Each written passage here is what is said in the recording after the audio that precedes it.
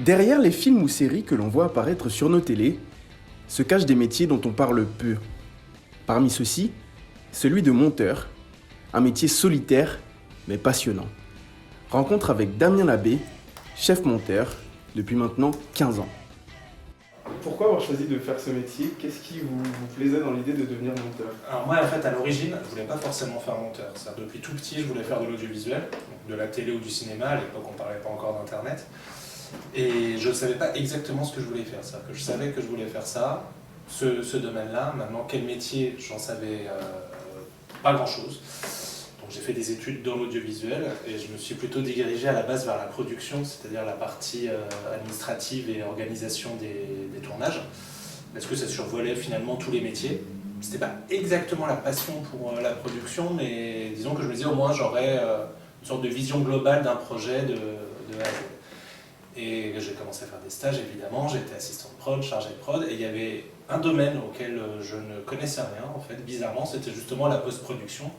C'est-à-dire tout ce qui se passe après tournage, c'est-à-dire beaucoup de montage et la partie mixage, étalonnage, graphisme, etc. Donc j'ai fait une formation courte sur Avid, qui est le logiciel de montage qu'on utilise, une formation de montage rapide, non pas pour devenir monteur à la base, juste parce que je me disais, ok, un tournage, je vois comment ça marche, un multicam, je vois comment ça marche, le montage, je comprends pas exactement qui fait quoi, quand, comment, pourquoi, j'ai bien compris que c'était important, mais j'ai pas compris pourquoi. Donc j'ai fait cette formation, mais en fait ça a été un peu comme un espèce de coup de foudre professionnel, c'est-à-dire que j'ai commencé à apprendre, et je me suis dit, mais en fait, ça y est, c'est vraiment ça que je veux faire. Parce qu'en fait, je me suis vraiment rendu compte que c'est peut-être l'endroit dans l'audiovisuel où l'implication artistique est la plus présente, où on est le plus impliqué dans la narration d'un projet. Et c'est vraiment cette partie-là qui m'a plu, et c'est pour ça que j'ai choisi d'en faire mon métier. Qu'est-ce que vous aimez dans ce métier? Et à contrario, qu'est-ce qui potentiellement peut vous déplaire? Alors moi, ce que je vais aimer dans le métier, c'est un peu ce que je vous disais tout à l'heure, c'est que je trouve vraiment que la salle de montage est à l'audiovisuel, ce que la cuisine est au restaurant, c'est-à-dire c'est vraiment là que les choses se font. Alors, ce qui va manquer, et moi c'était ce que j'aimais effectivement au tournage, c'est ce côté très électrique du tournage, l'équipe, beaucoup de matériel, éventuellement les voyages, 50 personnes qui travaillent sur un plateau, c'est vrai que c'est... En général, quand on rêve de faire de l'audiovisuel, que ce soit du cinéma ou de la télé, on pense plus à un énorme studio ou à un énorme tournage. Quand on rêve et qu'on est gosse, on pense plus à ça qu'à la salle de montage qui reste quand même rien qu'un gros ordinateur. Donc la partie, le défaut, ça va être ça, c'est que c'est vrai qu'en général, on travaille au mieux en binôme avec le réalisateur, mais régulièrement on travaille tout seul.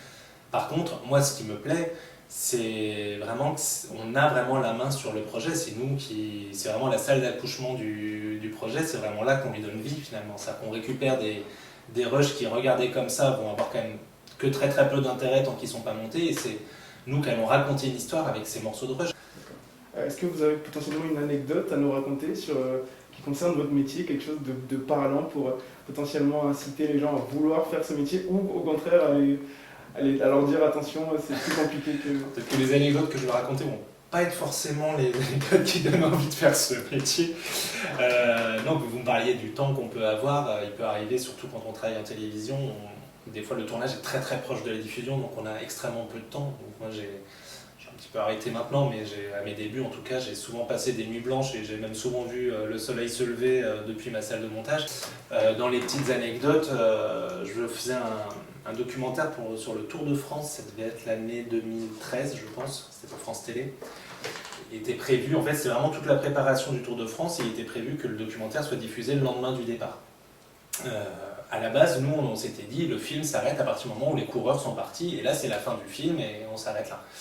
On savait déjà que ce serait speed, parce qu'on allait vraiment jusqu'au tout début, c'était tourné en Corse, nous on montait à Paris, il fallait le temps que les images en viennent, il fallait le temps qu'on les regarde, il fallait le temps qu'on raconte une histoire avec, donc déjà on était sur un rythme où on savait qu'on avait déjà une bonne nuit blanche devant nous, et c'est cette année-là qu'une fois que les coureurs étaient partis, qu'ils étaient même arrivés à la première étape, qu'il y a le bus qui s'encastre dans la ligne d'arrivée.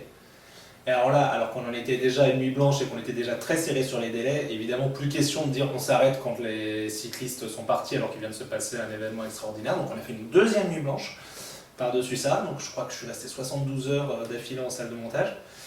Et le film qui devait à la base faire 1 heure, on a finalement fait 1 heure et demie. Évidemment la chaîne était très contente, mais voilà, c'est des anecdotes comme ça qu'on peut avoir où on est vraiment très très proche de la diffusion, et donc il faut vraiment finir. On travaille sur une espèce d'excitation où on s'arrête tellement. Alors après on tombe, hein, mais on est tellement excité que voilà, il y a une espèce d'adrénaline qui fait tenir.